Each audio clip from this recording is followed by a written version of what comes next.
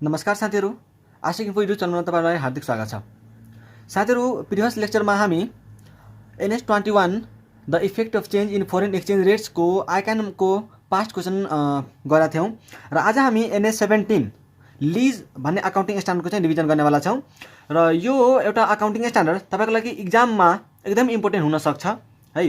खासै यहाँबाट धेरै क्वेसन त आएको छैन बट आउन सक्छ, त्यही भएर चाहिँ यसले चाहिँ तपाई ध्यान दिएर सुन्नु होला है।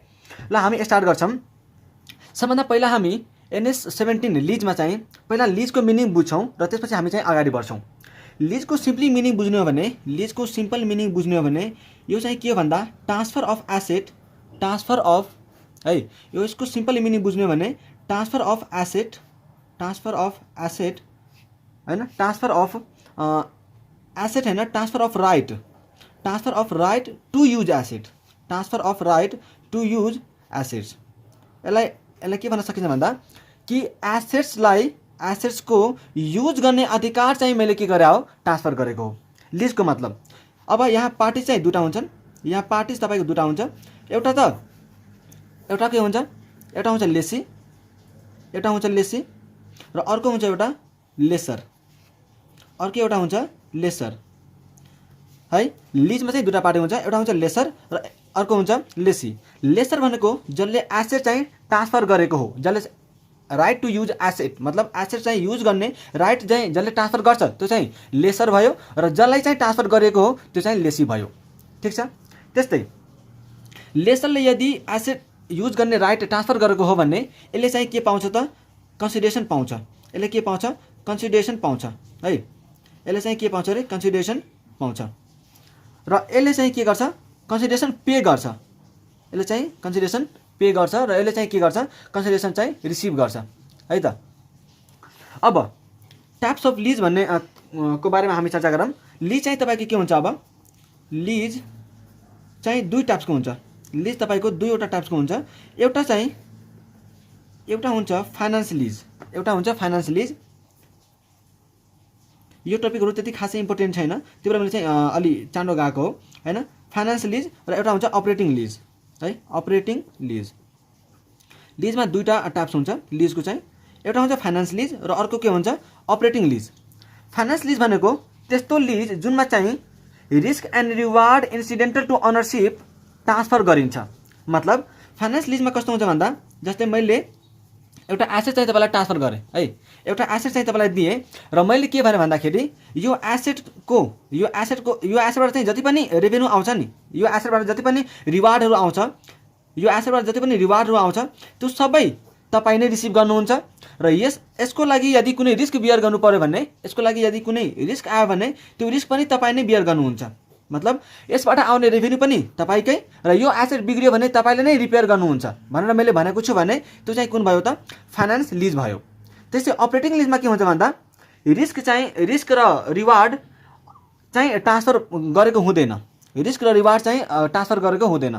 मतलब एसेट चाहिँ तपाई युज गर्नुस्, एसेट चाहिँ तपाई युज गर्नुस् तर हैन, तर रिस्क चाहिँ कसको रहन्छ, लेसरकै रहन्छ। रिस्क कसको रहन्छ, लेसरकै रहन्छ भने त्यो चाहिँ अपरेटिङ लीजमा पर्छ।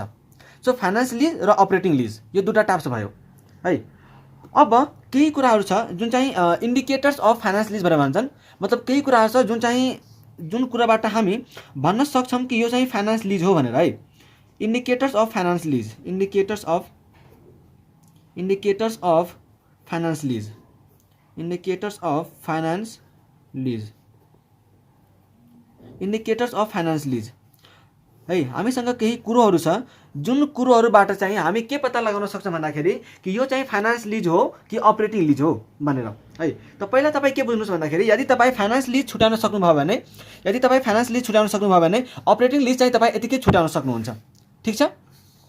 सो फाइनान्स लीज छुटाउने हामीसँग 5 वटा कन्डिसन छ। फाइनान्स लीज चाहिँ छुटाउन सक्ने हामीसँग 5 वटा कन्डिसन छ। यदि यति मध्ये कुनै एउटा कन्डिसन फुलफिल भयो भने त्यसलाई चाहिँ हामी फाइनान्स लीज भन्छौं र फाइनान्स त्यो कन्डिसन फुलफिल भएन, 5 वटा मध्ये कुनै पनि कन्डिसन फुलफिल भएन भने त्यो चाहिँ अपरेटिङ लीज हुन्छ। सो 5 वटा कन्डिसन हेर्नलाई हामी हेर्छौं। नम्बर 1 कन्डिसन हामीसँग छ कि यदि एसेट फर्स्ट कन्डिसन है, फर्स्ट कन्डिसन के छ भन्दा transfer of ownership of asset, transfer of ownership of asset, transfer of ownership of asset.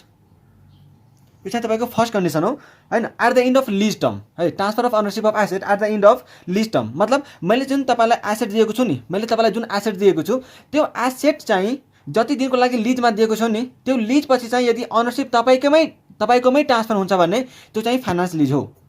त्यस्तै सेकेन्डमा के छ भन्दा यदि लेसीलाई हैन, यदि लेसीलाई यता के भन्नु भन्दा अप्सन टु पर्चेज है, सानो भाषामा लेख्नु भने option to purchase at reduce price, option to purchase at reduce price. ठिक छ, मैले चाहिँ तपाईँलाई के गरेँ, एसेट त दिएँ तर के गरेँ भन्दाखेरि तपाईँलाई चाहिँ लास्टमा हैन जब एसेटको लिज टर्म सकिन्छ नि त्यतिखेर चाहिँ तपाईँलाई लोवर प्राइसमा किन्ने अप्सन दिइरहेको छु र तपाईँ पनि सर्टेन हुनुहुन्छ कि म चाहिँ यो एसेटलाई किन्छु नै भनेर सर्टेन हुनुहुन्छ भने त्यतिखेर पनि त्यो फाइनेन्स लिजमै पर्छ। त्यस्तै थर्डमा के छ भन्दा लिज पिरियडको कुरा गर्छ यसले चाहिँ कि लिज पिरियड यदि एसेटको सब्स्टान्सियल पिरियडलाई कभर गर्छ भने त्यो पनि फाइनेन्स लिज हो। जस्तै मैले एउटा एसेट तपाईँलाई लिजमा दिएँ र त्यो एसेटको लाइफ चाहिँ 10 इयर्स छ, त्यो एसेटको लाइफ चाहिँ 10 इयर्स छ र तपाईँलाई लिजमा मैले 8 इयर्सको लागि दिएको छु भने तपाईँको लिजले यो एसेटको नि majority of the life substantial period चाहिँ के गरेको छ, युज गरेको छ हैन, कभर गरेको छ। लिज पिरियडले के गर्यो, सब्स्टान्सियल पिरियड अफ इकोनोमिक लाइफ एसेटको चाहिँ कभर गराएको छ। यसको मतलब यस्तो केसमा पनि के हुन्छ तपाईँको चाहिँ फाइनेन्स लिजमा पर्छ। त्यस्तै नम्बर 4 को कुरा गर्ने हो भने present value of MLP PV of MLP मतलब minimum lease payment, present value of minimum lease payment यदि present value of minimum lease payment हैन यदि तपाईँको फेयर भ्यालुसँग इक्वल भयो भने है, present value of minimum lease payment यदि तपाईँको फेयर भ्यालुसँग बराबर जस्तो आउँछ भने त्यो केसमा पनि के हुन्छ भन्दाखेरि त्यसलाई पनि हामी फाइनेन्स लिज नै भन्छौँ। जस्तै मैले चाहिँ तपाईँलाई एउटा एसेट दिएँ हैन, मैले चाहिँ तपाईँलाई एउटा एसेट लिजमा दिएँ र एसेट मैले लिजमा दिँदा तपाईँले के हुन्छ भन्दाखेरि तपाईँ त लेसी हुनुहुन्छ हैन, मैले तपाईँलाई लिजमा दिएँ भने तपाईँ लेसी हुनुभयो। सो लेसीले के गर्छ भन्दा एउटा मिनिमम लिज पेमेन्ट चाहिँ गर्नुपर्ने हुन्छ प्रत्येक वर्ष या त के अनुसारले राखेको छ पिरियडले, त्यो पिरियडमा के हुन्छ उसले चाहिँ पेमेन्ट गर्नुपर्ने हुन्छ। सो सबै पेमेन्टलाई यदि मैले प्रेजेन्ट भ्यालुमा ल्याएँ भने त्यो चाहिँ फेयर भ्यालु अफ एसेट मतलब एसेटको फेयर भ्यालुसँग के हुनुपर्छ, बराबर हुनुपर्छ या त नियर हुनुपर्छ हैन, नजिक हुनुपर्छ। त्यस्तो छ भने त्यो पनि हामी फाइनेन्स लिज नै भन्छौँ। त्यस्तै नम्बर लास्ट छ यसमा, यो हामी इन्डिकेटर्स अफ फाइनेन्स लिज भनेर भनिरहेको छौँ कि यस्तो कन्डिसनहरू छ भने त्यसलाई हामी फाइनेन्स लिज भन्छौँ। यस्तो कन्डिसन छैन भने त्यो चाहिँ तपाईँको अपरेटिङ लिजभित्र पर्छ। अब यहाँ के छ एउटा लिज्ड एसेट यसलाई चाहिँ हामी भनौँ स्पेसलाइज नेचर है, यो मैले चाहिँ सर्ट फर्ममा लेख्या हो स्पेसलाइज नेचर।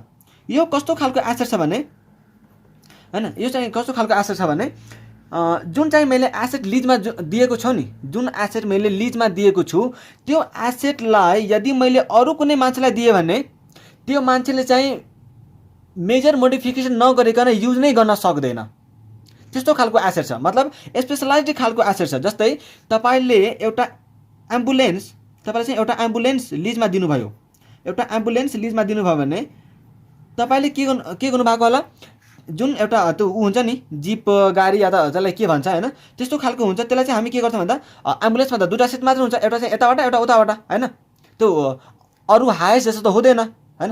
हुन त हाइस्ट जस्तै हुन्छ स्ट्रक्चर चाहिँ बाहिरबाट, तर भित्र हेर्नुहुन्छ भने एउटा चाहिँ यता सिट हुन्छ अर्को चाहिँ यता सिट, बिचमा चाहिँ खाली हुन्छन् हैन, तर हाइस्टमा पुरै सिट भरा हुन्छ नि त त्यस्तो त सिट हुँदैन एम्बुलेन्समा। सो त्यस्तो एसेट हैन, त्यस्तो हामी के गर्छौँ भन्दाखेरि स्पेसलाइज नेचरका बनाएर चाहिँ हामी एम्बुलेन्सलाई लिजमा दिएका हुन्छौँ।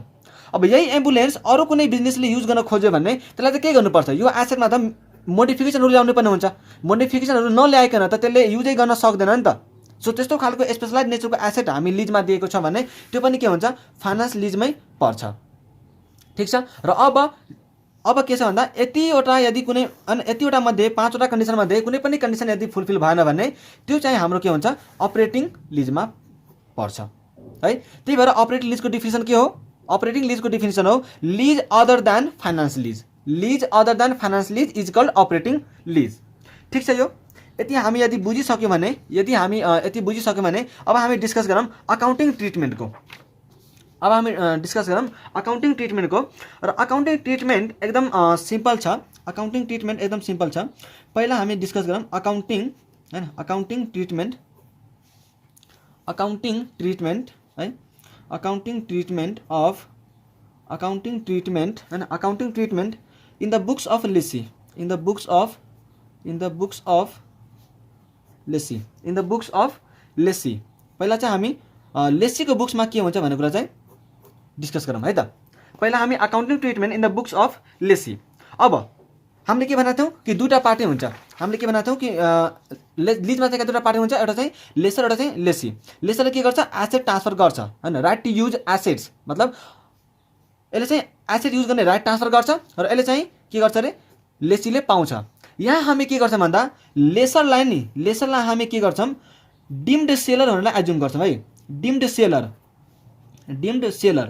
र यसलाई चाहिँ हामी लेसीलाई चाहिँ हामी डिम्ड बायर भनेर चाहिँ एज्युम गर्छौँ। ठिक छ। यो एनएस पढ्ने बेला डिम्ड बायर भनेर चाहिँ हामी एज्युम गर्छौँ। यो सेलर, यो बायर। ठिक छ। अब यही अनुसारले चाहिँ हामी सोच्छौँ। हेर्नु, पहिला जब लेसीले एसेट किन्छ नि, जब मतलब लिजमा लिन्छ हैन, लिजमा लिन्छ, किनकि हामीले डिम्ड बायर भनेर भन्यौँ, त्यही भएर मैले चाहिँ ऊ भने। सो अब जब लेसीले लिजमा एसेट लिन्छ नि, त्यतिखेर उसले चाहिँ के एन्ट्री गर्छ त? त्यतिखेर उसले के एन्ट्री गर्छ? उसले एसेट ल्याउँछ त एसेट आयो हैन, एसेट आयो र मेरो लायबिलिटी के भयो? बढ्यो। सो म के एन्ट्री गर्छु? लिज्ड एसेट अकाउन्ट डेबिट हैन, मेरो लिजमा लिएको एसेट आयो त leased asset account debit to lease liability account. यो हो leased asset account debit to lease liability account. यो हुन्छ हैन, किनकि मैले लिजमा एसेट ल्याएँ र मेरो के भयो? लिजमा हैन लायबिलिटी बढ्यो। ठिक छ। यसलाई तपाईँ के लेख्न सक्नुहुन्छ भन्दा being asset taken on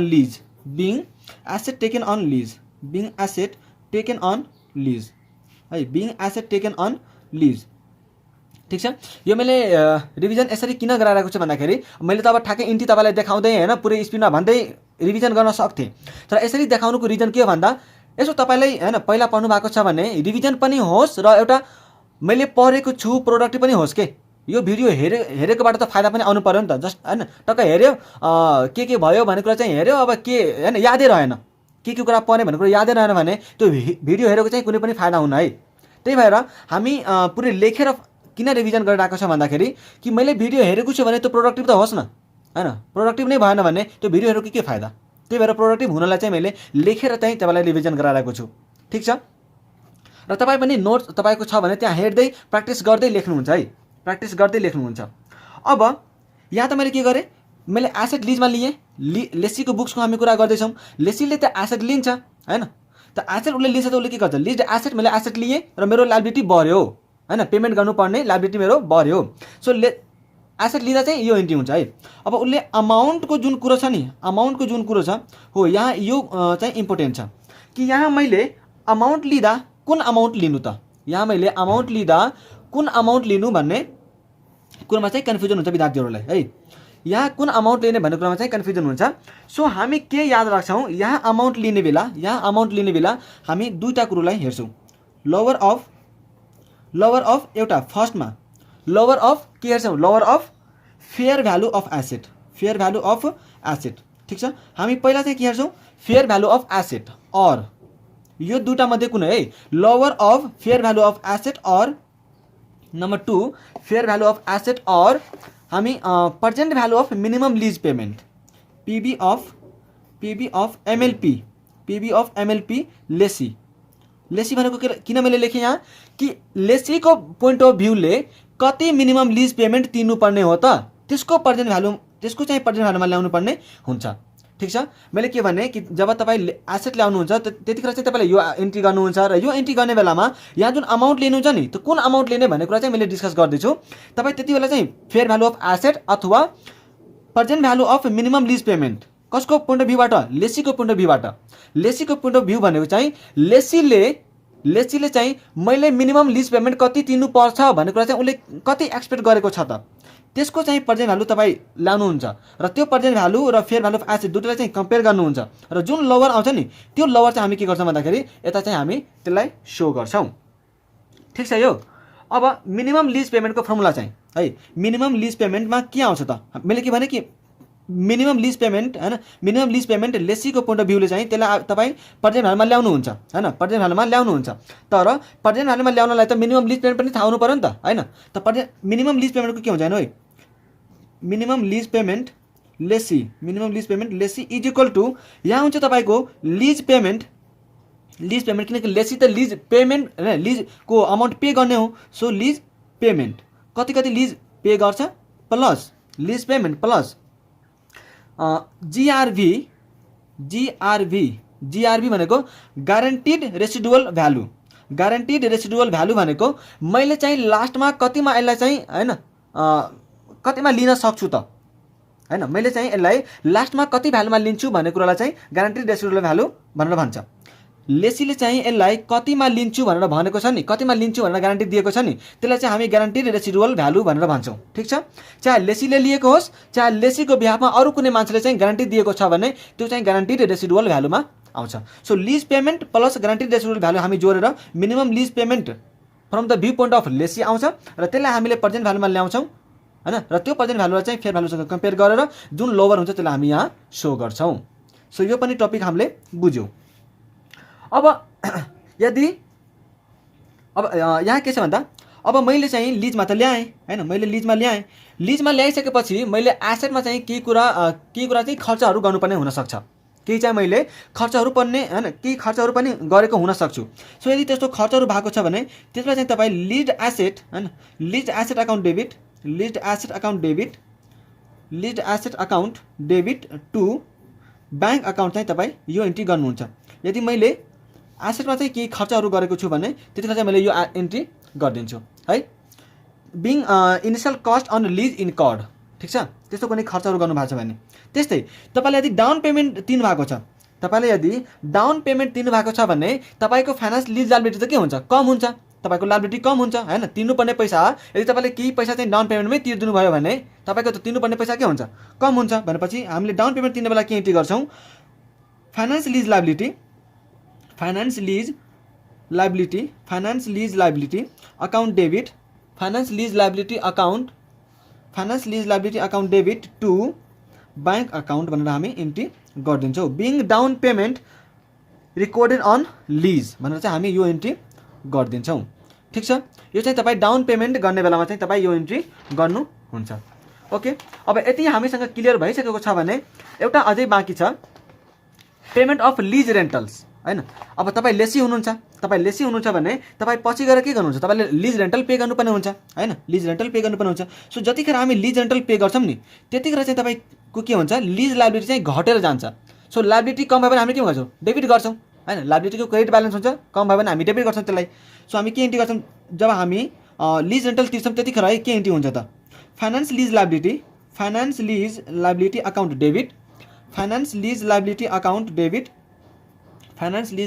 account debit to पहिला चाहिँ फाइनेन्स कस्ट पनि आउँछ एउटा फाइनेन्स कस्ट किनकि इन्ट्रेस्टको कस्ट पनि पार्ट हुन्छ मेरो हैन इन्ट्रेस्टको पार्ट पोर्सन पनि हुन्छ यहाँ। सो फाइनेन्स कस्ट अनि टु ब्याङ्क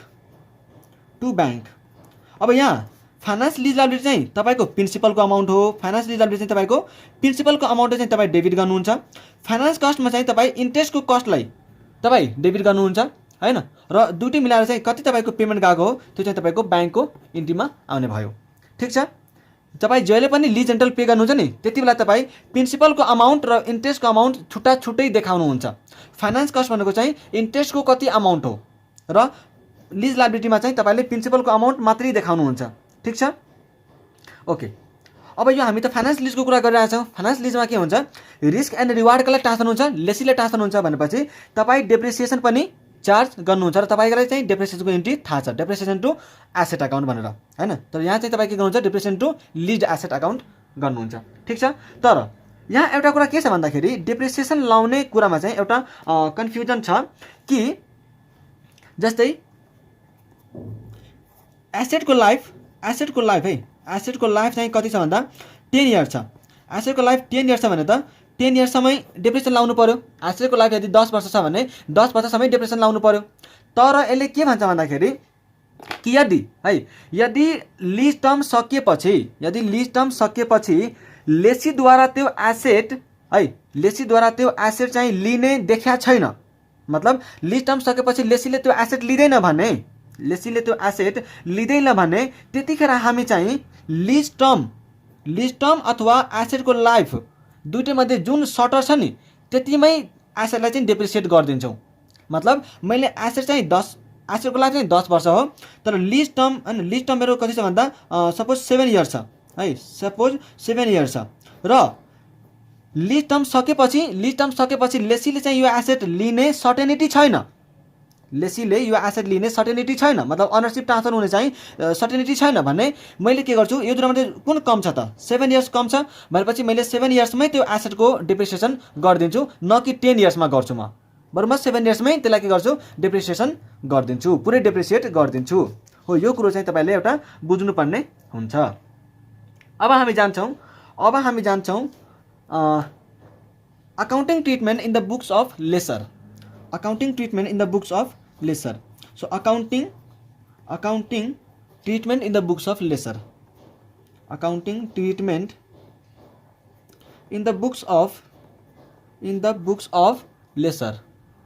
ठीक छ, in the books of lessor. अब हामी लेसरको कुरा गर्छौँ हैन, accounting treatment in the books of lessor. अब जसले एसेटको राइट टु युज, मतलब राइट युज गर्न चाहिँ राइट जसले ट्रान्सफर गराएको छ नि त्यसले चाहिँ आफ्नो बुक्समा के इन्ट्री गर्छ त भन्ने कुरो छ है। सो जतिखेर उसले एसेट लिजमा दिन्छ नि त्यतिखेर उसले के इन्ट्री गर्छ भन्दा, जतिखेर उसले चाहिँ एसेट लिजमा दिन्छ त्यतिखेर चाहिँ उसले के इन्ट्री गर्छ त, लिज रेसिभेबल अकाउन्ट। किनकि लेसीले के इन्ट्री गराएको थियो, लिज लायबिलिटी। त लेसीको लागि त पैसा पेमेन्ट गर्नुपर्ने हो, त्यही भएर उसले चाहिँ लिज लायबिलिटी देखाएको थियो। तर लेसरको लागि त त्यो के हो, त्यो पैसा त पाउनु पर्ने हो नि त, त्यो पैसा त पाउनु पर्ने हो। त्यही भएर यसले चाहिँ के इन्ट्री गर्छ त, लिज रेसिभेबल भनेर, lease receivables account debit to lease asset. उसको त एसेट लिजमा दिएको हो, उसको त एसेट गएको हो। So lease asset account debit credit to bank account. यदि उसले चाहिँ दिने बेलामा केही खर्चहरू गरेको छ भने त्यो खर्च पनि के हुन्छ, यही एड गरिन्छ। ठीक छ। अनि टु प्रॉफिट एन्ड लस, यो चाहिँ मैले तपाईलाई बुझाउँछु अहिले। To profit and loss account है। यहाँ तपाईँ के बुझ्नुहुन्छ भन्दाखेरि यो तपाईँको के भयो, क्यारिङ अमाउन्ट, एसेटको क्यारिङ अमाउन्ट, मतलब उसको चाहिँ जति भेर भ्यालु हो त्यति। बैंकमा चाहिँ मैले यदि एक्सपेन्सेस इन्कर गरेको छ भने एक्सपेन्सेस इन्कर्ड है, कुनै मैले एक्सपेन्सेस इन्कर गरेको छु भने त्यसको पनि इन्ट्री म यही गरिदिन्छु। अनि मलाई यदि profit and loss on lease भएको छ, मलाई लिजमा चाहिँ कुनै प्रॉफिट अर लस भएको छ भने त्यो पनि म के गर्छु, यही देखाइदिन्छु है। लिज एसेटमा चाहिँ मलाई कुनै प्रॉफिट एन्ड लस भयो भने त्यो पनि म यही बुक गरिदिन्छु। अब यो चाहिँ तपाईँ कसरी बुझ्नुहुन्छ भने पहिला हामी हैन योसँग रिलेटेड कुरा डिस्कस गरौँ, अनि तपाईँ चाहिँ यसमा पुरै क्लियर हुनुहुन्छ है, पुरै क्लियर हुन्छ। पहिला हेरौँ हामी के छ भन्दाखेरि कि तपाईले चाहिँ यहाँ जुन मैले भने नि, यहाँ चाहिँ तपाईँ यो अमाउन्ट त लेख्नुहुन्छ लिज रिसिभल्समा तपाईँ यहाँ त अमाउन्ट लेख्नुहुन्छ हैन, यहाँ त अमाउन्ट लेख्नुहुन्छ नि त। यो अमाउन्ट चाहिँ मैले कुन अमाउन्ट राख्छु त, मैले कुन अमाउन्ट राख्छु भन्ने कुरो चाहिँ पहिला बुझ्नु पर्यो है। यहाँ मैले कुन अमाउन्ट लेख्छु भन्ने कुरा चाहिँ पहिला बुझ्नु पर्यो। सो अब हामी जाउँ। पहिला तपाईँ के बुझ्नुहोस्, यहाँ हामी नेट इन्भेस्टमेन्ट एनआई है, यहाँ कुन अमाउन्ट आउँछ, नेट इन्भेस्टमेन्ट। अब यो नेट इन्भेस्टमेन्ट कसरी निकाल्छ भन्ने कुरा चाहिँ मैले तपाईँलाई अब सिकाउँछु है। यहाँ हेर्नु होला, नेट इन्भेस्टमेन्ट हामी कसरी निकाल्छ भन्दाखेरि नेट इन्भेस्टमेन्ट हाम्रो के हुन्छ हेर्नु है। नेट इन्भेस्टमेन्ट चाहिँ तपाईँको के हुन्छ, net investment is equal to PV of gross investment. Gross इन्भेस्टमेन्टको यदि तपाईँ प्रेजेन्ट भ्यालुमा ल्याउनुहुन्छ भने हैन, ग्रस इन्भेस्टमेन्टलाई यदि तपाईँ प्रेजेन्ट भ्यालुमा ल्याउनुहुन्छ भने त्यो के हुन्छ, नेट इन्भेस्टमेन्ट हुन्छ। अब हामीले अर्को कुरो यहाँ पनि के बुझ्नु पर्यो कि वास्तवमा यो ग्रस इन्भेस्टमेन्ट फेरि के हो त हैन, ग्रस इन्भेस्टमेन्ट के हो त त्यो पनि बुझ्नु पर्यो। सो हामी के गर्छौँ, gross investment is equal to है। Gross investment is equal to gross इन्भेस्टमेन्टको चाहिँ तपाईँले के बुझ्नु पऱ्यो, लिज रेन्टल कि चाहिँ तपाईँले कति पैसा पाउनु भएको हो त, कति पैसा पाउनु भएको हो, plus plus GRV of lessor, GRV of lessor है, जिआरभी अफ लेसर। अब यहाँ चाहिँ जिआरभी अफ लेसरमा दुईवटा कुरा हुन्छ है, दुईवटा कुरा हुन्छ। के हुन्छ भन्दा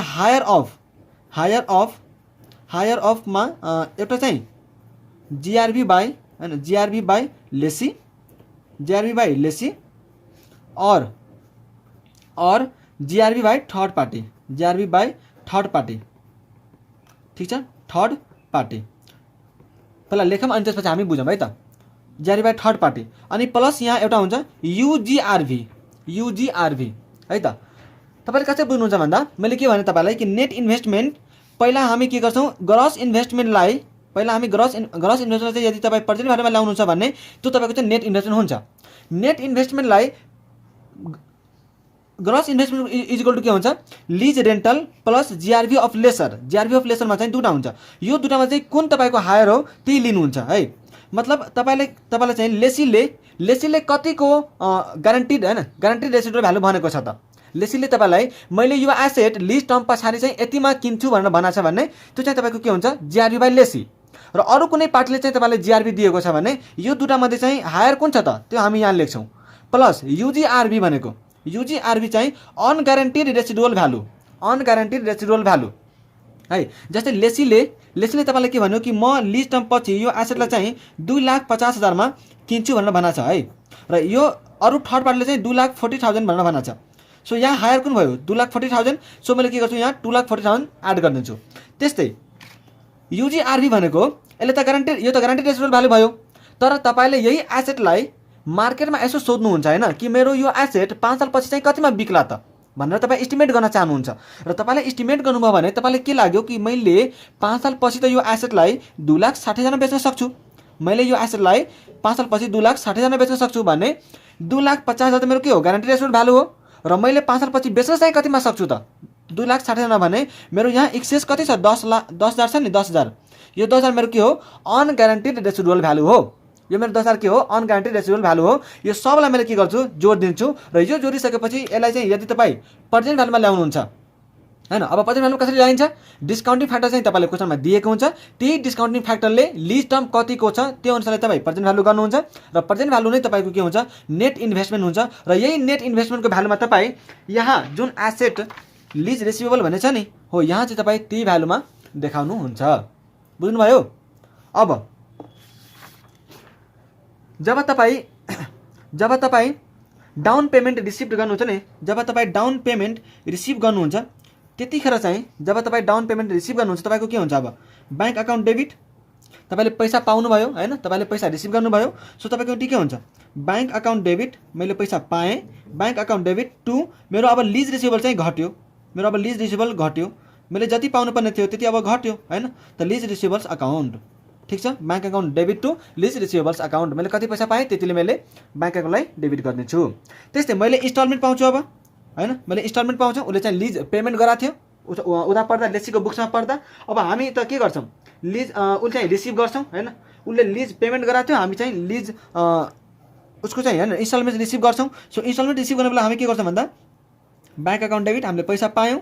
so bank account debit to lease receivable, हाम्रो के भयो, लिज रिसिभेबल घट्यो, to lease receivables account, to lease receivables account.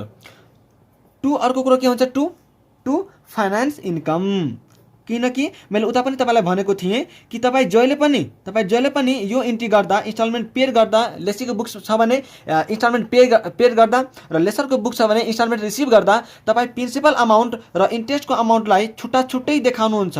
यो कुरा चाहिँ तपाईँ एकदमै ध्यान राख्नुहुन्छ है, यो कुरा चाहिँ तपाईँ एकदम ध्यान राख्नुहुन्छ। यहाँ चाहिँ तपाईँले छुट्टै देखाउनु पर्ने हुन्छ। यो कतिखेर यो इन्ट्री गर्नुहुन्छ, जब तपाईँ इन्स्टलमेन्ट रिसिभ गर्नुहुन्छ। ठिक छ।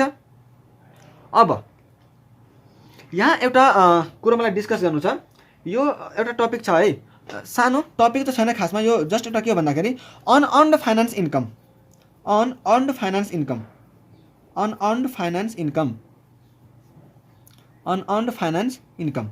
यसको बारेमा चाहिँ यसो एकचोटि डिस्कस गरौँ। यो अनअर्न्ड फाइनेन्स इन्कम भनेको कस्तो हो भन्दाखेरि नि, अनअर्न्ड फाइनेन्स इन्कम भनेको कस्तो भन्दाखेरि त्यस्तो इन्ट्रेस्ट इन्कम जुन चाहिँ मेरो एक्रु भएको छैन, त्यो इन्ट्रेस्ट इन्कम जुन चाहिँ मेरो एक्रु भएको छैन। जस्तै मैले चाहिँ तपाईँलाई एउटा इक्जाम्पल दिन्छु अनि तपाईँ हैन यहाँ बुझ्नुहुन्छ। पहिला चाहिँ तपाईँ ध्यान दिएर सुन्नु होला है। जस्तै मैले एउटा एसेट चाहिँ लिजमा दिएँ, मैले एउटा एसेट चाहिँ के गरेँ लिजमा दिएँ, ठिक छ। मैले एउटा एसेट लिजमा दिएँ। अब मैले के भने कि अब सपोज यसको चाहिँ सपोजिङ यसको चाहिँ 2 करोडको के छ भ्यालु छ, ठिक छ। फेयर भ्यालु यसको कति हो 2 करोडको चाहिँ यसको फेयर भ्यालु हो। मैले के भने जसलाई लेसीलाई मैले के भने कि तिमी चाहिँ के गर भन्दा 50 लाखको मलाई के गर लिज पेमेन्ट गर, 50 लाखको के गर लिज पेमेन्ट गर। अब हामीले के पराएको थियौँ भन्दाखेरि कि जब हामी यसलाई रिसिभ के अरे इन्ट्री गर्छौँ हैन, हामी त लेसर हौँ हैन। लेसर हुँदा चाहिँ हामी के इन्ट्री गर्छौँ नेट इन्भेस्टमेन्टमा इन्ट्री गर्छौँ हैन, नेट इन्भेस्टमेन्टमा इन्ट्री गर्छौँ। सो नेट इन्भेस्टमेन्ट त के हो ग्रस इन्भेस्टमेन्टको प्रेजेन्ट भ्यालु हो, नेट इन्भेस्टमेन्ट ग्रस इन्भेस्टमेन्टको प्रेजेन्ट भ्यालु हो हैन। त मैले के भने त्यसलाई कि तिमी के गर भन्दा 50 लाखको मलाई के गर लिज रेन्ट चाहिँ तिर, मैले त्यो चाहिँ भने, ठिक छ। त उसले के गर्छ 50 लाखको चाहिँ रेन्ट तिर्छ प्लस हैन, प्लस उसले चाहिँ मैले लास्टमा तपाईँको 25 लाखमा यो एसेट के हुन्छ मैले तपाईँको किन्छु भनेर मलाई के दियो उसले ग्यारेन्टेड रेसिडुअल भ्यालु है। लेसीले कति ग्यारेन्टेड रेसिडुअल भ्यालु गर्यो 50 लाखको चाहिँ उसले ग्यारेन्टी दियो कि म यतिमा चाहिँ तपाईँको एसेट के गर्छु किन्छु है। प्लस युजिआरबी चाहिँ सपोज मेरो के छ 50,000 को छ, मेरो कतिको छ 50,000 को छ। अब यो सबै जोडेर मेरो कति हुन्छ मेरो सबै जोडेर सपोज मैले यसलाई कति लेखेँ भन्दा 50 लाख प्लस 25 लाख प्लस 50,000 गऱ्यो भने यो आउँछ तपाईँको 75 लाख 50,000। सो यो यसलाई यदि मैले प्रेजेन्ट भ्यालुमा ल्याएँ भने सपोज यो चाहिँ तपाईँको कति भयो भन्दाखेरि 30 लाख भयो है। सपोज यो चाहिँ 30 लाख भयो, हुन त अर्कै होला तर मैले चाहिँ एउटा सपोज गराएको छु हैन, 30 लाख होला। र प्रेजेन्ट भ्यालु यदि 30 लाख भयो भने यो त ग्रस इन्भेस्टमेन्ट हो, यो के हो मेरो ग्रस इन्भेस्टमेन्टलाई यदि मैले प्रेजेन्ट भ्यालुमा ल्याएँ भने यो के हो ग्रस इन्भेस्टमेन्ट हैन। र यसलाई मैले यदि प्रेजेन्ट भ्यालुमा ल्याएँ भने यो मेरो के हुन्छ नेट इन्भेस्टमेन्ट हो। सो यहाँ तपाईँ हेर्नुहुन्छ भने यो दुटाको डिफरेन्स त के छ इन्ट्रेस्टको पोर्सन हो। यो दुटाको डिफरेन्स के को पोर्सन हो इन्ट्रेस्टको पोर्सन हो। यो प्रेजेन्ट भ्यालु भनेको कस्तो भयो भन्दा यदि मैले यो एसेट आजै मैले क्यास टु क्यासमा बेचेको भए नि, आज यदि मैले क्यास टु क्यासमा बेचेको भए मैले चाहिँ 30 लाखमा बेच्थेँ। तर हैन यो चाहिँ मैले जस्ट यसको इक्जाम्पल लिएर दिइरहेको छु है। यदि मैले आज क्यास टु क्यासमा बेचेको भए मैले 30 लाखमा बेच्थेँ, तर तिर्दा मेरो कति भइरहेछ 75,50,000 भइरहेछ भनेपछि यसको जुन बिचको जुन पोर्सन छ नि त्यो त मेरो के को पोर्सन हो इन्ट्रेस्टको पोर्सन हो। मतलब 75,50,000 माइनस 30 लाख गऱ्यो भने यो जुन यहाँ 45,50,000 को जुन पोर्सन छ नि यो मेरो के हो इन्ट्रेस्टको पोर्सन हो। त के यो मेरो इन्ट्रेस्टको पोर्सन आजै मैले कमाउँछु र यो मेरो आजको आज इन्ट्रेस्ट पुरै आक्रो हुन्छ हुँदैन। यो त मैले जति लिज टर्म छ त्यतिमा बिस्तारै जस्तै मेरो सपोज हैन यति हैन 1 2 3 4 5 6 7 8 9 10 सालको लिज टर्म छ भने मैले थोरै के गर्छु हैन इन्ट्रेस्टको इन्कम मेरो आक्रो हुँदै जान्छ कमाउँदै जान्छु हैन आक्रो हुँदै जान्छ कमाउँदै जान्छु। त यहाँसम्म गएर पो मैले के गर्छु त 45 लाख 50,000 रुपैयाँ कमाउँछु नि कि मेरो फर्स्ट इयरमै पुरै पैसा आउँछ र आउँदैन नि। त्यही भएर यहाँ चाहिँ अनअर्न्ड फाइनेन्स इन्कम भनेको त्यो इन्ट्रेस्ट इन्कम जुन चाहिँ मेरो आक्रो भएको छैन। सो यो चाहिँ के भयो net gross investment minus net investment तपाईँ घटाउनुहुन्छ भने तपाईँको अनअर्न्ड फाइनेन्स इन्कम के हुन्छ आउँछ। सो यो एउटा सानो टपिक थियो है। अब हामी अपरेटिङ लिजको बारेमा डिस्कस गरौँ है। अब हामी अपरेटिङ लिजको बारेमा डिस्कस गरौँ र अपरेटिङ लिजको बारेमा डिस्कस गर्दा यहाँ चाहिँ यो एकदम सानो छ, हामीलाई चाहिँ चाँडो सकाउँछौँ अनि त्यसपछि हामीसँग एउटा sale and lease back transaction छ, त्यो एकदम इम्पोर्टेन्ट छ। Sale and lease back transaction त्यो चाहिँ हामी मजाले डिस्कस गर्छौँ। यहाँ अब एउटा अपरेटिङ लिजको टपिक छ, अपरेटिङ लिज फाइनेन्स लिज हामीले हेऱ्यौँ, यति जुन हामीले पढ्यौँ त्यो चाहिँ फाइनेन्स लिजको थियो। अब हामी अपरेटिङ लिजको कुरा गर्छौँ। अपरेटिङ लिजको कुरा गर्ने भने हामीले के भनेको थियौँ फाइनेन्स लिज बाहेक अरू कुनै लिज छ भने त्यो चाहिँ के हो अरे अपरेटिङ लिज हो। फाइनेन्स लिज बाहेक अरू कुनै लिज हो भने त्यो के हो अपरेटिङ लिज हो। र यहाँ चाहिँ तपाईँ के याद गर्नुहुन्छ भन्दा यहाँ तपाईँ लिज रेन्टल या त है मतलब रेन्टल इन्कम या त रेन्टल एक्सपेन्सेस तपाईँ एसएलएम बेसिसमा फलो गर्नुहुन्छ। यहाँ चाहिँ तपाईँ रेन्टल इन्कम हैन, रेन्टल इन्कम या त रेन्टल एक्सपेन्सेस है, रेन्टल इन्कम या त और रेन्टल एक्सपेन्सेस। चाहे तपाईँ लेसी हुनुहुन्छ भने तपाईँको रेन्टल एक्सपेन्सेस हुन्छ, तपाईँ लेसर हुनुहुन्छ भने तपाईँको रेन्टल इन्कम हुन्छ हैन। त जेसुकै होस् मैले चाहिँ इन्कम अथवा एक्सपेन्सेस के को बेसिसमा फलो गर्छु, एसएलएमको बेसिसमा फलो बेसिसमा म फलो गर्छु। जस्तै सपोज हैन, जस्तै सपोज मैले 5 सालको लिस्ट टर्म छ हैन, 1 2 3 4 5 हैन, 5 सालको सपोज लिस्ट टर्म छ। 5 सालको लिस्ट टर्म छ भने हैन, 5 सालको लिस्ट टर्म छ भने मैले यसमा चाहिँ के गरेँ भन्दा 1,30,000 रुपैयाँ पाउँ हैन, 1,30,000 रुपैयाँ लिन्छु या त दिन्छु भनेर भने। ठिक छ। अब तपाईँ लेसर हुनुहुन्छ भने यति मलाई देऊ भनेर भन्नुहुन्छ, लेसी छ भने म यति दिन्छु भनेर भन्नुहुन्छ हैन। त यो चाहिँ दिने लिने भनेको चाहिँ मैले फर्स्ट इयरमा 1,30,000 भयो, त्यस्तै यसमा चाहिँ मैले 1,40,000 भने। ठिक छ। यसमा चाहिँ मैले 1,60,000 भने, त्यस्तै यसमा चाहिँ मैले 1,20,000 भने हैन, यसमा चाहिँ मैले तपाईलाई 1,70,000 भने। सो यो मेरो के हो, लिज टर्म जुन छ नि मेरो 1 देखि लिएर 5 सालसम्म। सो यति चाहिँ मैले लिज रेन्टल या त लिज हैन, रेन्टल इन्कम या त रेन्टल एक्सपेन्सेस हैन, कसको पोइन्ट अफ भ्यूले हेर्दै हुनुहुन्छ त्यो अनुसारले फरक पर्छ। सो यति मैले दिन्छु या त लिन्छु भन्ने कुरो भएको छ है। अब यसको एभरेज कति हो त, यसको एभरेज कति हुन्छ त्यो चाहिँ हामी के गर्छौँ, त्यति बराबरको इन्कम या त एक्सपेन्सेस मात्रै बुक गर्छौँ। जस्तै 1,30,000 हैन, 1,30,000 प्लस 1,40,000 प्लस 1,60,000 प्लस 1,20,000 प्लस 1,70,000 गरेर डिभाइड बाई 5 गर्नुहुन्छ भने यसको इन्कम आउँछ तपाईँको 1,44,000 हैन। यसको एभरेज कति आउँछ, 1,44,000 हो। यो यति बराबरको तपाईँ मात्रै इन्कम या त एक्सपेन्सेस बुक गर्न पाउनुहुन्छ, योभन्दा बढी बुक गर्न पाउनुहुन्न है। त्यही भएर मैले भने कि तपाईँ इन्कम या त एक्सपेन्सेस एसएलएमको बेसमा बुक गर्नुहुन्छ। ठिक छ। तपाईँ यतिको पैसा पाए पनि तपाईँ इन्कम कति बुक गर्नुहुन्छ, 1,44,000 बुक गर्नुहुन्छ र तपाईँको जुन 14,000 छ नि, 14,000 एक्स्ट्रा, जस्तै मैले 1,30,000 मेरो पाउनु पर्ने थियो तर मैले बुक कति गरेँ 1,44,000। सो मैले चाहिँ 14,000 को के गर्छु, रिसिभेबल भनेर देखाउँछु। यदि म लेसर छु भने मैले 14,000 को चाहिँ रिसिभेबल भनेर देखाउँछु, र यदि मैले लेसी छु भने पेमेन्ट गरिरहेको छु भने यो 14,000 मेरो लागि के हुन्छ, अब यो 144 चाहिँ मैले चाहिँ खर्च बुक गर्छु र 14,000 को मेरो के देखाउनु पर्ने हुन्छ, आउटस्ट्यान्डिङ भनेर देखाउनु पर्ने हुन्छ। ठिक छ। र त्यही अनुसारले चाहिँ अब सेकेन्ड इयरमा थर्ड इयरमा त्यही अनुसारले चाहिँ एडजस्ट हुँदै जान्छ है। अब यसमा थोरै लेसी र लेसरको बुक्समा के कस्तो इन्ट्री हुन्छ भन्ने कुरा हामी डिस्कस गरौँ हैन। सिम्पल यसमा मैले चाहिँ धेरै कुरा डिस्कस गर्दिनँ, यसमा तपाईँ मैले चाहिँ यता तपाईँलाई देखाइदिएँ, मैले कपीमा चाहिँ देखाइदिएँ हैन, किनकि मलाई सेल एन्ड लिज ब्याक पनि डिस्कस गर्नु छ र टाइम चाहिँ हामीसँग अलिक थोरै छ, त्यही भएर हामी कपीमै हेरेर डिस्कस गरौँ है त। रिकग्निसन लेसीको बुक्समा छ भने हैन, लेसीको बुक्समा तपाईँ के गर्नुहुन्छ भन्दा lease expenses account debit to bank account lease expenses, जस्तै मैले भने तपाईँ कतिको एक्सपेन्सेस चाहिँ बुक गर्नुहुन्छ भनेर, त मैले के भने तपाईँको लिज टर्ममा कतिको लिज टर्म छ त्यो अनुसारले तपाईँ एसएलएमको बेसिसमा मतलब स्टेट लाइन मेथडको अनुसारले चाहिँ तपाईँ एक्सपेन्सेस या त इन्कम बुक गर्नुहुन्छ र त्यही अनुसारले तपाईँको सेकेन्ड इयर थर्ड इयरमा चाहिँ एडजस्ट हुँदै जान्छ। ठिक छ।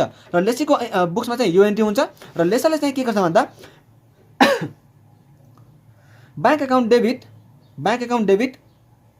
हैन, ब्याङ्क अकाउन्ट डेबिट उसले गर्छ, deferred lease receivable account debit र टु लिज इन्कम अकाउन्ट उसले गर्छ, बिङ लिज इन्कम बुक्ड।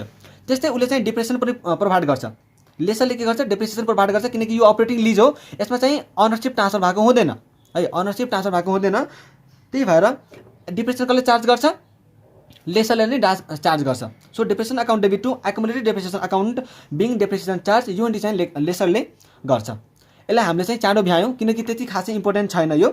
अब जुन हामीसँग टपिक स्टार्ट हुनेवाला छ नि, यो टपिक मोस्ट इम्पोर्टेन्टमा काउन्ट गरे हुन्छ यसलाई। ठिक छ। यो सबभन्दा इम्पोर्टेन्ट टपिक नै हाम्रो यही हुनेवाला छ र यसलाई हामी एकदम दामी तरिकाले बुझ्नेवाला छौँ। ठिक छ। र यो टपिक हो हाम्रो sale and lease back transaction, sale and lease back transaction, sale and lease back transaction. ठिक छ। Sale and lease back transaction, sale and lease back transaction. यसलाई चाहिँ हामी अब एकदम ध्यान दिएर एकदम ध्यानपूर्वक तपाईँ सुन्नुहुन्छ यो पोइन्टलाई, यो पुरै पोइन्टलाई, किनकि यहाँ धेरै कन्फ्युजन हुन्छ है। सो सबभन्दा यसलाई चाहिँ मैले भेरी भेरी इम्पोर्टेन्ट भनेर भन्छु, भेरी भेरी इम्पोर्टेन्ट, यो इक्जामको लागि पनि एकदमै इम्पोर्टेन्ट हुन्छ। अब यसलाई चाहिँ मैले एउटा पहिला चाहिँ कन्सेप्ट भन्छु हैन, के हुन्छ वास्तवमा, र त्यसपछि हामी यसको एन्ट्री के हुन्छ भन्ने कुरा चाहिँ छ है। त पहिला तपाईँ के बुझ्नु भन्दाखेरि कि सेल एन्ड लिज ब्याक कस्तो कुन अवस्थामा हुन्छ त है। जस्तै यो एउटा ए भन्ने मान्छे छ र यसलाई चाहिँ के भएको भन्दा पैसा चाहिँ चाहिएको रहेछ। यसलाई चाहिँ के चाहिएको छ अरे, मनी रिक्वायर्ड हैन, पैसा चाहिँ चाहिएको रहेछ, तर उसँग पैसा चाहिँ छैन, पैसा चाहिएको छ, उसँग पैसा छैन। उसले अब के गर्छ भन्दाखेरि यो ए के गर्यो, 20 चाहिँ बी लिन पुग्यो र बीलाई के भन्छ कि मलाई चाहिँ पैसा चाहिएको हो, मलाई चाहिँ तपाईँ के गर्नुहोस् भन्दा 5 लाख रुपियाँ दिनुहोस् भनेर भन्यो, ठिक छ। तर बीले चाहिँ यसलाई विश्वास गरेन हैन, मलाई तपाईँमाथि विश्वास छैन हैन, मैले त तपाईँलाई 5 लाख रुपियाँ दिन्छु, तर के थाहा तपाईँले मलाई पछि गएर फर्काउनु भएन भन्ने, म त फस्ने भएँ। बरु यसो गर्नुहोस्, तपाईँ आफ्नो एसेट मसँग बेच्नुहोस् हैन, तपाईँ आफ्नो एसेट मसँग बेच्नुहोस् र त्यो एसेट बेचेर तपाईँको पैसा त आउँछ, त्यो पैसाले तपाईँको काम पनि भइहाल्छ र म त्यो एसेटलाई फेरि तपाईँलाई लिजमा दिइहाल्छु हैन। त तपाईँको जुन एसेट अहिले जुन काम गरिराख्नु भएको छ त्यो काम पनि गरेर राख्नुहुन्छ र तपाईँलाई जुन पैसाको आवश्यकता छ त्यो पनि फुलफिल भइहाल्छ, हो कि होइन। त मैले के गरेँ, पहिला मैले एसेट यसलाई चाहिँ सोल्ड गरिदिन्छु, पहिला मैले एसेट यसलाई सेल गरिदिन्छु, त मेरो के हुन्छ, पैसा आइहाल्छ र फेरि त्यही एसेट मैले के गर्छु, लिज ब्याक हैन, फेरि मैले के गर्छु, त्यही एसेटलाई चाहिँ फेरि लिजमा लिइहाल्छु। त मेरो एसेट जुन कामको थियो त्यो पनि भइहाल्यो, मेरो पैसाको जुन मेरो खाँचो थियो त्यो पैसाको खाँचो पनि के भयो, आवश्यकता पनि फुलफिल भयो। सो यो दुइटै काम कसले गर्छ, सेल एन्ड लिज ब्याकको ट्रान्जेक्सनले गर्छ। अब यहाँ चाहिँ तपाईँले अब जतिको तपाईँको फेयर भ्यालु छ एसेटको हैन, मतलब डब्लुडिबी छ, त्योभन्दा बढीमा पनि बेच्न सक्नुहुन्छ, त्योभन्दा कममा पनि बेच्न सक्नुहुन्छ, या त जतिको क्यारी अमाउन्ट छ त्यतिमै तपाईँ बेच्न पनि सक्नुहुन्छ। के कन्डिसन छ त्यो चाहिँ हामी हेर्छौँ अहिले, ठिक छ। र यहाँ हामीसँग नि सेल एन्ड लिज ब्याक ट्रान्जेक्सनमा दुईवटा कुरो हुन्छ है। सेल एन्ड लिज ब्याक ट्रान्जेक्सनमा दुईवटा कुरो हुन्छ कि हामी के कुरा चाहिँ हैन, फाइनान्शियल लिज ब्याक हो कि हैन, हामीले दुईवटा कुरा पढाएको छ नि त, फाइनान्शियल लिज र अपरेटिङ लिज हैन। त फाइनान्स लिज है, फाइनान्स लिज ब्याक हो कि या त्यो त अपरेटिङ लिज ब्याक हो कि हैन, त्यो अपरेटिङ लिज ब्याक हो कि, यो चाहिँ हामीले ध्यान दिनुपर्छ है। सेल एन्ड लिज ब्याक त भन्यो, तर त्यो चाहिँ फाइनान्स लिज ब्याक हो कि अपरेटिङ लिज ब्याक हो भन्ने कुरो चाहिँ हामीले ध्यान दिनुपर्ने हुन्छ। र त्यही अनुसारले चाहिँ के हुन्छ भन्दा ट्रिटमेन्ट फरक हुन्छ है, ट्रिटमेन्ट हुन्छ। सो यदि मैले चाहिँ पहिला फाइनान्स लिज ब्याकको कुरा गरेँ, यदि तपाईँको फाइनान्स है, र एउटा कुरा मैले इम्पोर्टेन्ट के भन्न चाहेँ भन्दाखेरि यहाँ हामी लिजवालाको चाहिँ ट्रान्जेक्सन इन्ट्री हेर्दैनौँ है। लिज गर्ने बेला चाहिँ लेसरले के इन्ट्री गर्छ, लेसीले के इन्ट्री गर्छ भन्ने कुरा चाहिँ अगाडि हामीले जे पढाएको छौँ त्यही रहन्छ, इन्ट्री रहन्छ। लेसरले लेसीले दुइटैले सेम इन्ट्री गर्छ। हामी मात्र यहाँ हेर्नेवाला के छ भन्दाखेरि कि profit and loss on sales, यो सेल गर्ने बेला जुन प्रफिट एन्ड लस आउँछ नि हो, त्यो प्रफिट एन्ड लसलाई चाहिँ के ट्रिटमेन्ट हुन्छ त भन्ने कुरा हामी मात्रै यहाँ बुझ्छौँ है। मतलब लेसरले वा त लेसीले के इन्ट्री गर्छ भन्ने कुरा त हामी अगाडि नै पढिसक्यौँ नि, फाइनान्स लिजमा या त अपरेटिङ लिजमा के इन्ट्री हुन्छ त्यो त अगाडि पढिसक्यौँ। यहाँ हामी मात्रै कुरो के हेर्छ भन्दा कि सेल गर्ने बेला एसेट मैले भने नि यहाँ सेल गर्ने र फेरि लिज ब्याक गर्ने, सो यो सेल गर्ने बेला मलाई जुन प्रफिट एन्ड लस हुन्छ नि हो त्यसको चाहिँ मैले के ट्रिटमेन्ट गर्नुपर्छ त भन्ने कुरो चाहिँ हामी यहाँ हेर्नेवाला छौँ, ठिक छ। त पहिला तपाईँको यदि फाइनान्स लिज ब्याक छ भने मतलब फाइनान्स लिजमा लिनुभएको थियो, तपाईँले सेल गर्नुभयो र फेरि तपाईँ चाहिँ फाइनान्स लिजमै लिज ब्याक लिनुभयो भने त्यो केसमा चाहिँ तपाईँ के गर्नुहुन्छ भन्दाखेरि प्रफिट एन्ड लसको हामी कुरा गरिरहेका छौँ। सो त्यो केसमा तपाईँ के गर्नुहुन्छ भन्दाखेरि डिफर एन्ड अमोर्टाइज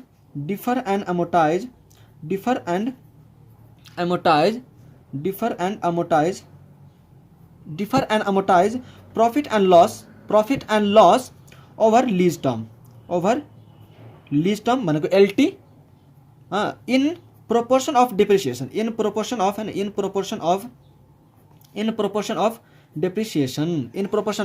depreciation मतलब तपाईँ जति डेप्रिसिएसन काट्दै जानुहुन्छ नि, त्यही डेप्रिसिएसनको बेसिसमा मतलब त्यही डेप्रिसिएसनको प्रोपोर्सनमा पनि तपाईँलाई जुन प्रफिट या त लस भएको हुन्छ नि त्यसलाई चाहिँ तपाईँ डिफर र एमोर्टाइज भनेको तपाईँ डिफर गरेर र प्रत्येक साल तपाईँ प्रफिट एन्ड लसमा चाहिँ त्यसलाई बुक गर्दै जानुहुन्छ। जति तपाईँको डेप्रिसिएसन आएको हुन्छ त्यही डेप्रिसिएसनको प्रोपोर्सनमा तपाईँ प्रफिट या त लसलाई प्रफिट एन्ड लस अकाउन्टमा बिस्तारै बिस्तारै बुक गर्दै जानुहुन्छ। जस्तै तपाईँको सपोज 2,50,000 को चाहिँ के भयो भन्दा प्रफिट भयो हैन, तपाईँलाई चाहिँ 2,50,000 को के भयो प्रफिट भयो है एसेट बेच्दाखेरि। त यो जुन 2,50,000 को प्रफिट छ नि, त यसको सपोज एसेटको लाइफ टाइम चाहिँ 10 इयर्स छ। एसेटको लाइफ कति छ 10 इयर्स छ। त तपाईँ र यसको एसेटको ऊ चाहिँ कस्ट 5 लाख को थियो भने तपाईँ त कति गर्नुहुन्छ 5 लाख डिभाइड बाई 10 गरेर चाहिँ 50,000 को उसले अमाउन्ट चाहिँ डेप्रिसिएसन गर्नुहुन्छ हैन। त मैले के गर्छु यो जुन प्रफिट हो नि 2,50,000 को यसलाई नै मैले यदि 2,50,000 चाहिँ यदि मैले 10 ले डिभाइड गरिदिएँ भने मेरो के हुन्छ 25,000 को दरले मैले के गर्न सक्छु यसलाई प्रत्येक साल म प्रफिटमा बुक गर्दै जान्छु, प्रत्येक सालमा प्रफिटमा बुक गर्दै जान्छु। ठिक छ। त यो चाहिँ कतिखेर हुन्छ जब तपाईले चाहिँ फाइनान्स लिज ब्याकमा यस्तो हुन्छ तपाईको जुन प्रफिट या त लस होस् तपाईले चाहिँ डेप्रिसिएसनको प्रोपोर्सनमा त्यसलाई प्रफिट एन्ड लस अकाउन्टमा बिस्तारै बिस्तारै बुक गर्दै जानुहुन्छ है। र सेल गरेको इन्ट्री के हुन्छ अब सेल गरेको इन्ट्री मैले बैंक अकाउन्ट डेबिट मेरो पैसा पाएँ किनकि मैले सेल गर्दा पैसा पाएँ त बैंक अकाउन्ट डेबिट यहाँ सेल भ्यालु हुन्छ हैन। तपाईले कतिको सेल्स गर्नु भएको छ त्यो चाहिँ सेल भ्यालु यहाँ आउने भयो है। टु एसेट अकाउन्ट मेरो एसेट गयो र टु प्रफिट सपोज चाहिँ मैले प्रफिट भने हैन प्रफिट अन सेल। अब लस भएको भने मैले के गर्थेँ bank account debit loss on sale account debit to asset account. ठीक छ। सो यो इन्ट्री चाहिँ तपाईँ मजाले बुझ्नु भएको हो। अब हामीसँग छ अपरेटिङ लिज ब्याक। त अपरेटिङ लिज ब्याकमा हामीसँग 3वटा कन्डिसन हुन सक्छ। अपरेटिङ लिजमा हामीसँग 3वटा कन्डिसन हुन सक्छ। तर पहिला चाहिँ मैले दुईटा कन्डिसन पहिला डिल गर्छु अनि त्यसपछि चाहिँ एउटा कन्डिसन लास्टमा भन्छु। त पहिला एउटा कन्डिसन के हुन सक्छ अपरेटिङ लिज ब्याक छ भने यहाँ पनि प्रफिट एन्ड लस हुन सक्छ, यहाँ पनि प्रफिट एन्ड लस हुन सक्छ। यहाँ जे भयो त्यो हामीले गर्यौं। अब यहाँ यदि तपाईलाई लस भयो भने है यदि तपाईको लस कसरी आउँछ त carrying amount minus selling price हैन। Carrying amount minus selling price. Suppose मेरो एसेटको क्यारिङ अमाउन्ट चाहिँ 2,50,000 छ र यसलाई चाहिँ मैले सेलिङ गरेँ 2,30,000 मा सेल गरेँ मेरो 2,30,000 मा हैन। त क्यारिङ अमाउन्ट चाहिँ 2,50,000 को हो हैन र मैले बेचे कतिमा 2,30,000 भने चाहिँ मेरो 20,000 को चाहिँ के भएको हो त मेरो 20,000 को चाहिँ के भएको मलाई लस भएको हो कि हैन। सो लस मेरो कसरी आउँछ carrying amount minus sale price. त यदि मलाई लस भयो भने तपाईँ जहिले पनि प्रफिट एन्ड लस अकाउन्टमै यसलाई ट्रान्सफर गर्नुहुन्छ। यदि तपाईलाई लस भयो भने तपाईँ जहिले पनि के गर्नुहुन्छ त्यसलाई लसलाई प्रफिट एन्ड लस अकाउन्टमा तपाईँ ट्रान्सफर गर्नुहुन्छ। तर हामीले यहाँ चाहिँ के राख्नु पर्यो भन्दा if loss is compensated with future lease payment by way of lower lease rent then defer and amortise. यसको मतलब म बुझाउँछु।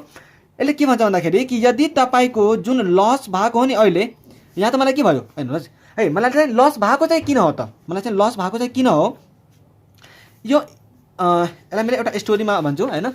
जस्तै यो यसले के गर्यो भन्दा एको चाहिँ माथिकै मैले इक्जाम्पल लिन्छु कि मेरो चाहिँ क्यारिङ अमाउन्ट एसेटको 2,50,000 को छ है। मेरो एसेटको क्यारिङ अमाउन्ट कति छ 2,50,000 को छ। तर बिलले के भन्छ भन्दाखेरि बिलले चाहिँ के भन्छ तिमी मलाई कम पैसामा बेच, किनकि तिमीलाई त पैसाको खाँचो छ त्यही भएर तिमीले चाहिँ के गर्नु पर्यो कम पैसामा बेच्नु पर्यो र तिमी चाहिँ मलाई कम पैसामा बेच हैन। तर यहाँ तपाईलाई 20,000 को लस भयो तर बिलले के भन्छ भन्दा कि तिमी मलाई कम पैसामा बेच तर जुन तिमीलाई लस भएको हो नि यो 20,000 को लस चाहिँ मैले तिमीलाई के गर्छु भन्दा लिज पेमेन्टमा चाहिँ तिमीलाई कम्पेन्सेट गरिदिन्छु। मतलब मार्केटमा तिमीलाई जति लिज पेमेन्ट दिनुपर्छ नि जति लिज पेमेन्ट दिनुपर्ने हुन्थ्यो नि त्योभन्दा चाहिँ मैले तिमीलाई लिज पेमेन्ट कम लिन्छु, तिमी चाहिँ मलाई लिज पेमेन्ट कम तिर भनेर भन्छ भने त उसले चाहिँ के हुन्छ पछि प्रेजेन्ट भ्यालुमा ल्याउँदै यही अमाउन्टको उसलाई लिज पेमेन्ट द्वारा चाहिँ उसले के गर्छ त्यो लसलाई चाहिँ कम्पेन्सेट गरिदिन्छ। लिज पेमेन्ट चाहिँ तिमी मलाई कम तिर, तिमीले चाहिँ यति अमाउन्ट तिर्नुपर्ने हुन्थ्यो यदि तिमी बाहिरबाट लिएको भए तर तिमी चाहिँ मलाई के गर भन्दा लिज पेमेन्ट चाहिँ कम तिर भनेर यदि यो लसलाई कम्पेन्सेट गरिएको छ भने त्यो केसमा चाहिँ हामी के गर्छौँ फेरि यो लसलाई फेरि हामी त्यतिखेर चाहिँ डिफर एन्ड अमोर्टाइज गर्छौँ। डिफर एन्ड अमोर्टाइज भनेको मैले यहाँ भनिसकेँ डिफर एन्ड अमोर्टाइज भनेको के हुन्छ भनेर। त्यो केसमा मात्रै हामी के गर्छौँ डिफर एन्ड एमोर्टाइज गर्छौँ। सो यो थियो तपाईँको लसको केस, यो थियो तपाईँको लसको केस। अब छ हामीसँग प्रफिटको केस र यो एकदमै झ्याउवाला छ। यो जुन छ नि अहिले जुन हामी अब प्रफिटको केस हेर्न गइरहेछौँ, यो प्रफिटको केस त झन् झ्याउवाला छ है। यदि प्रफिट भयो भने के गर्ने भन्ने कुरा चाहिँ तपाईँ हेर्नुहुन्छ है। प्रफिट भएको छ भने हामी यसलाई दुईटा भागमा फेरि बाँड्छौँ। प्रफिट भएको छ भने यसलाई फेरि दुईटा भागमा हामी बाँड्छौँ। ठिक छ, प्रफिट भएको छ भने यसलाई फेरि हामी दुईटा भागमा बाँड्छौँ। एउटा त up to fair value, up to fair value चाहिँ यसलाई हामी के गर्छौँ भन्दा प्रफिट एन्ड लस अकाउन्टमा हामी इन्कम बुक गरिहाल्छौँ। यसलाई प्रफिट एन्ड लस अकाउन्टमा हामी इन्कम यसलाई बुक गरिहाल्छौँ है। अप टु फेयर भ्यालु यसलाई मैले बुझाउँछु अहिले चाहिँ तपाईँ चिन्ता नलिनुहोस्, यसलाई मैले बुझाउँछु, इक्जाम्पल दिएरै बुझाउँछु तपाईँलाई। र एबोभ फेयर भ्यालु छ भने र एबोभ फेयर भ्यालु चाहिँ तपाईँ के गर्नुहुन्छ भन्दा डिफर एन्ड एमोर्टाइज गर्नुहुन्छ है। त यसको फर्मुला के हुने भयो भन्दा एफभी माइनस सीए र यसको फर्मुला भयो तपाईँको सेलिङ प्राइस माइनस एफभी। एफभी भनेको फेयर भ्यालु, सीए भनेको चाहिँ क्यारिङ अमाउन्ट मतलब डब्लुडिभी, एसपी भनेको सेलिङ प्राइस, एफभी भनेको फेयर भ्यालु। ठिक छ, अब यसलाई चाहिँ हामी बुझौँ है। यो प्रफिटलाई चाहिँ हामी बुझौँ। यो त मैले तपाईँलाई मात्रै भने कि यदि तपाईँलाई प्रफिट भएको छ भने फेयर भ्यालुसम्मको प्रफिट मैले प्रफिट लस अकाउन्टमा ट्रान्सफर गरिदिन्छु र फेयर भ्यालुभन्दा माथिको प्रफिट चाहिँ हामी के गर्छौँ डिफरेन्ट एमोर्टाइज गरिदिन्छौँ। यसको अब इक्जाम्पलबाट बुझौँ र हेर्नुहोस् तपाईँ कति मजाले बुझ्नुहुन्छ। यसलाई हामी इक्जाम्पलबाट बुझौँ है। इक्जाम्पलबाट बुझ्नु हो भने तपाईँ पहिला चाहिँ के गर्नु पऱ्यो भन्दा यहाँ हेर्नुहोस् है, मैले चाहिँ तपाईँलाई कसरी देखाउँदैछु है त। यहाँ एउटा इक्जाम्पल चाहिँ तपाईँ यो इक्जाम्पल एकदम ध्यान दिएर सुन्नुभयो भने र बुझ्नुभयो भने तपाईँलाई क्वेसन गर्दा एकदमै सजिलो लाग्छ। यहाँ मैले के भन्छु भन्दा क्यारिङ अमाउन्ट है, carrying amount suppose carrying amount चाहिँ मेरो एसेटको 400 लाख छ है। सेलिङ प्राइस भनेको मैले जतिमा त्यो एसेटलाई बेच्छु नि हो त्यो चाहिँ प्राइस भनेको सेलिङ प्राइस भयो। सेलिङ प्राइस कति हो भन्दा 430 लाख हो सपोज 430 लाख छ। र यसको फेयर भ्यालु भनेको मार्केटमा चाहिँ यसको भ्यालु कति छ अरे, मार्केटमा यसको भ्यालु कति हो, सपोज 420 लाख हो। सपोज 420 लाख हो भने 420 लाख हो भने यहाँ तपाईँ के गर्नुहुन्छ पहिला त प्रफिट निकाल्नुहुन्छ। यहाँ तपाईँ चेक गर्नुहुन्छ कि पहिला चाहिँ मलाई प्रफिट भएको हो कि होइन, मलाई चाहिँ पहिला प्रफिट भएको हो कि होइन।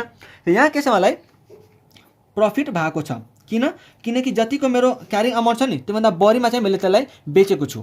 त प्रफिट मेरो कति हुन्छ 430 माइनस 400 गऱ्यो भने मेरो कति हुन्छ 30 लाखको चाहिँ मेरो के भएको छ प्रफिट भएको छ, हो कि होइन। डब्लुडिभी मेरो कति छ 400 को छ, मैले 430 मा बेचेँ भने त मलाई 30 लाखको के भयो प्रफिट भयो। त यो प्रफिट भयो भने मैले हामीले के कुरा गऱ्यौँ कि यदि प्रफिट भएको छ भने हामी के गर्छौँ त्यसलाई अप टु फेयर भ्यालु हामी के गर्छौँ त्यसलाई अप टु फेयर भ्यालु चाहिँ हामी त्यसलाई profit and loss अकाउन्टमा income book गर्छौँ र एबोभ फेयर भ्यालु हामी त्यसलाई के गर्छौँ डिफर एन्ड एमोर्टाइज गर्छौँ। त यहाँ हामी त्यही चेक गर्छौँ अप टु फेयर भ्यालु कति छ र एबोभ फेयर भ्यालु कति छ। यहाँ हेर्नुहोस् अब यो 30 लाखलाई हामी दुई भागमा बाँड्छौँ हैन, अप टु एफभी र एबोभ एफभी हो, अप टु फेयर भ्यालु र एबोभ फेयर भ्यालु। त अप टु फेयर भ्यालुमा म के गर्छु भन्दा मैले तपाईँलाई के भनेको थिएँ फर्मुला कि fair value minus carrying amount.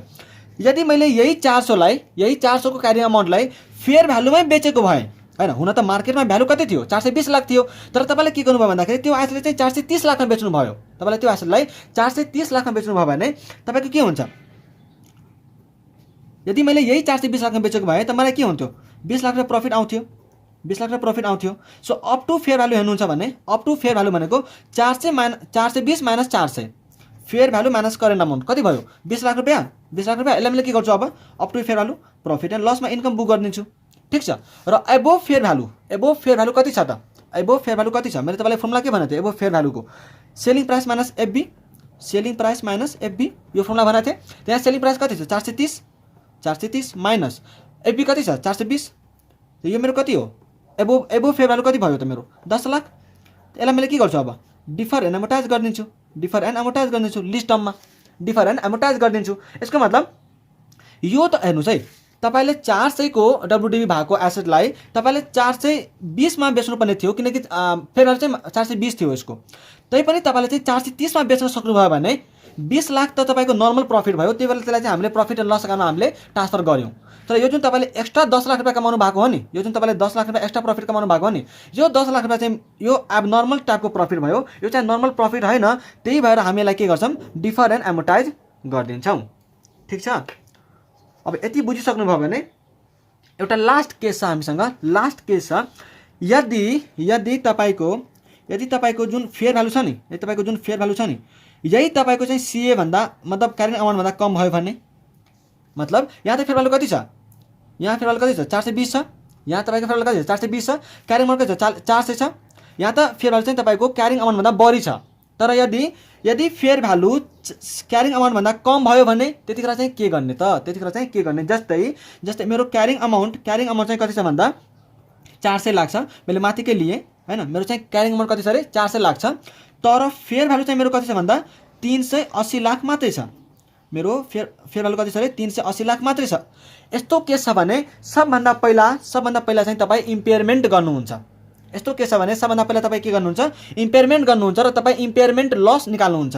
इम्पेयरमेन्टको हैन, आई होप कि तपाईँलाई इम्पेयरमेन्टको मिनिङ थाहा छ है।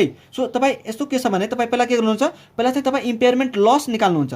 अब इम्पेयरमेन्ट लस भनेको मैले के गर्छु, यतिको चाहिँ मेरो एसेट हुनुपर्ने थियो तर यतिको चाहिँ देखिरहेछ भने मलाई 400 माइनस 380 इज इक्वल टु 20 लाखको त मलाई के हुन्छ, मलाई इम्पेयरमेन्ट लस हुन्छ। इम्पेयरमेन्ट लस हुन्छ र इम्पेयरमेन्ट लस देखाइसकेपछि मैले अब रिभाइज्ड क्यारिङ अमाउन्ट मेरो लागि 380 लाख रुपियाँ हुन्छ है। अब मेरो लागि चाहिँ रिभाइज्ड सीए मतलब रिभाइज्ड क्यारिङ अमाउन्ट चाहिँ मेरो लागि के हुन्छ, अब किनकि 20 लाखको मैले के गरेँ, इम्पेयरमेन्ट लस घटाइदिएँ। अब मेरो लागि रिभाइज्ड सीए कति हुन्छ, रिभाइज्ड क्यारिङ अमाउन्ट मेरो लागि कति हुन्छ, अब 380 लाख रुपियाँ हुन्छ। 380 लाख हुन्छ र यो 380 लाखलाई अब बल्ल हामी के गर्छौँ, सेलिङ प्राइससँग कम्पेयर गर्छौँ। अब यदि माथिकै सेलिङ प्राइस लिने हो भने हैन, बल्ल हामी के गर्छौँ, यसलाई सेलिङ प्राइससँग कम्पेयर गर्छौँ। अब माथिकै सेलिङ प्राइस लिने हो भने जस्तै कति थियो 430 थियो हो, बल्ल अब हामी यसलाई चाहिँ 430 सँग कम्पेयर गर्छौँ र अब तपाईँको जे प्रफिट या त लस के आउँछ, जस्तै यहाँ प्रफिट आउँछ 430 माइनस मेरो करेन्ट यति हो 430 माइनस 380 इक्वल टु जे मेरो प्रफिट आउँछ, त्यो प्रफिटको लागि अब फेरि माथिको जुन यो रुल छ अप टु फेयर भ्यालु एबो फेयर भ्यालु हो, त्यो कुरो चाहिँ तपाईँ अब एप्लाई गर्नुहुन्छ।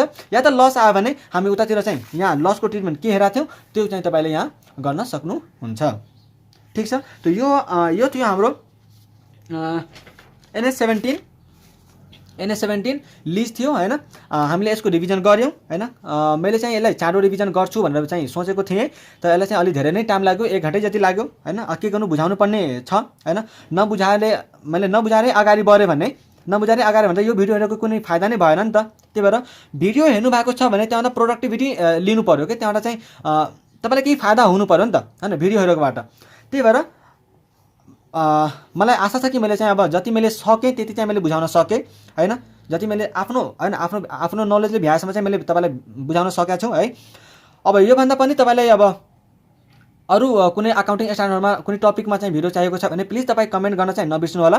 र यदि तपाईँलाई भिडियो मन परेको भने च्यानललाई सब्सक्राइब गर्नुहोस्, किनकि यदि मैले तपाईँको लागि यति मेहनत गरिरहेको छु भने तपाईँको पनि हक बन्छ हैन, रिस्पोन्सिबिलिटी बन्छ, ड्युटी बन्छ कि यसो मेरो लागि पनि केही सब्सक्राइब गरिदिनु पर्यो र यसो साथीभाइहरूलाई पनि भिडियो चाहिँ सेयर गरिदिनु पर्यो है। र यसका साथै एउटा कुरा चाहिँ मैले के भन्न चाहेँ भन्दाखेरि कि अर्को भिडियोमा जुन हाम्रो भोलिको भिडियो आउँछ त्यो भोलिको भिडियोमा चाहिँ हामी आइकनमा सोधेका क्वेसनहरू चाहिँ हामी यहीँ डिस्कस गर्नेवाला छौँ है। 2-3वटा क्वेसन मात्रै छ डिस्कस गर्नुपर्ने, त्यहाँ धेरै क्वेसनहरू चाहिँ डिस्कस गर्नुपर्ने मैले देखेको छैन, थोरै क्वेसनहरू छ 2-4वटा। सो त्यो क्वेसनहरू चाहिँ हामी डिस्कस गर्छौँ र एउटा-दुईवटा चाहिँ क्वेसन हामी प्रोबाबल क्वेसनहरू पनि डिस्कस गर्छौँ, जुन चाहिँ आउन सक्ने चान्स छ नि त्यो क्वेसनहरू पनि हामी डिस्कस गर्छौँ र त्यसलाई हेर्छौँ मजाले। ठिक छ। सो मलाई तपाईँ एउटा के गर्नुहोस् भन्दाखेरि प्रमिस गर्नुहोस् भन्दाखेरि तपाईँ जब भोलिको यो भिडियो क्वेसनवाला भिडियो हेर्नुहुन्छ नि त्यो भिडियो हेर्नुभन्दा पहिला तपाईँ यताको सबै प्रिपरेसन गरेर आउनुहुन्छ मात्रै है। यदि तपाईँ पुरै प्रिपरेसन गर्नुहुन्न भने प्लिज त्यो क्वेसनवाला भिडियो नहेर्नु होला है त। सो तपाईँ सबै प्रिपरेसन गरेर आउनुहुन्छ र हामी पनि प्रिपरेसन भएर आउँछौँ। ठिक छ। राम्रोसँग क्वेसन प्र्याक्टिस गर्छौँ र इक्जामको लागि चाहिँ राम्रो प्रिपरेसन गर्छौँ। आजलाई यति नै गरौँ। थ्याङ्क यू सो मच र तपाईँहरूको माया र सपोर्टको लागि चाहिँ म एकदम आभारी छु। एकदम धेरै धेरै धन्यवाद तपाईँहरूलाई है। आजलाई यति नै गरौँ। Thank you so much for watching this video. Take care. Bye by.